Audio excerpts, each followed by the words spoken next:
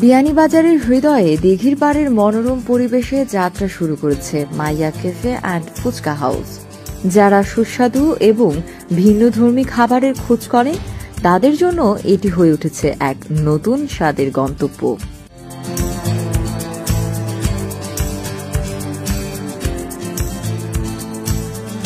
প্রতিদিন সকাল শুরু হয় এখানে ভিন্ন স্বাদের খাবার দিয়ে।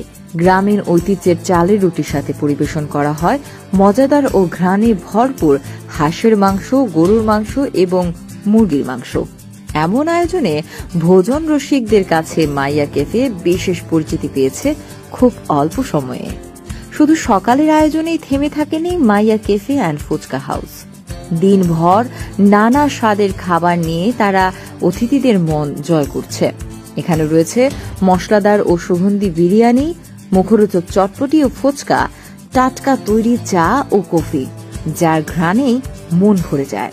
চাউলের রুটি, গরুর মাংস, হাঁসের মাংস, মুরগোর মাংস, বিফ বিরিয়ানি, চা, কফি, ফুচকা, সব ধরনের খাবার পাওয়া। তো আমি কাস্টমারের উদ্দেশ্যে একটা কথা কইতে চাই, আর সব আইন যেন আমরা আপনার এলাকাতো আমরা খুলছি এই দোকানটা বিয়ানীবাজার রোডে যাওয়ার আগে খাসা দিঘির পার। তো ফ্যামিলি লইয়াও আইতে পারবা, খাইতে পারবা। আমরা পরিবেশটা সুন্দর আছে, সবে আইয়া দেখতা আর খাইতা। সকালবেলা রুটি হয় আর দুপুরবেলা চাউল গুড়ির রুটি, হাঁসের মাংস, গরুর মাংস, মুরগির মাংস আর বিফ বিরিয়ানি, সাথে আছে চটপটি, ফুচকা, চা, কফি, স্পেশাল চা, স্পেশাল কফি। আমাদের কাস্টমার গুলা আইসে বইছে, একটা সুন্দর দৃশ্য উপভোগ করছে। আশা করি আপনারা আইবা, বইবা, খাইয়া যাইবা। আমরা খাইনা না খাইনা আমরা মানে সুন্দর দৃশ্যটা উপভোগ করিয়া যাইবা।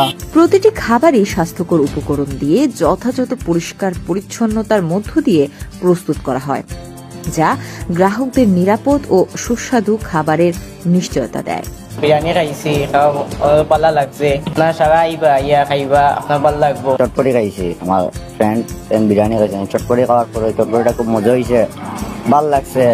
আমরা বাড়ির কাছে আমরা প্রত্যেকদিন আইয়া খাই, সুন্দর হয় খানিটা, মজা হয়, আমরা আইয়া খাই। আপনারা আইবা।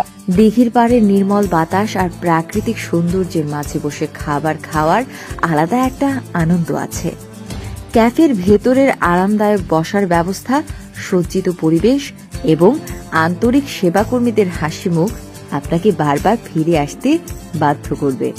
মাইয়া ক্যাফে অ্যান্ড ফুচকা হাউস শুধু একটি খাবারের জায়গা নয়, এটি এখন হয়ে উঠেছে পরিবার বন্ধুদের সাথে সময় কাটানোর এক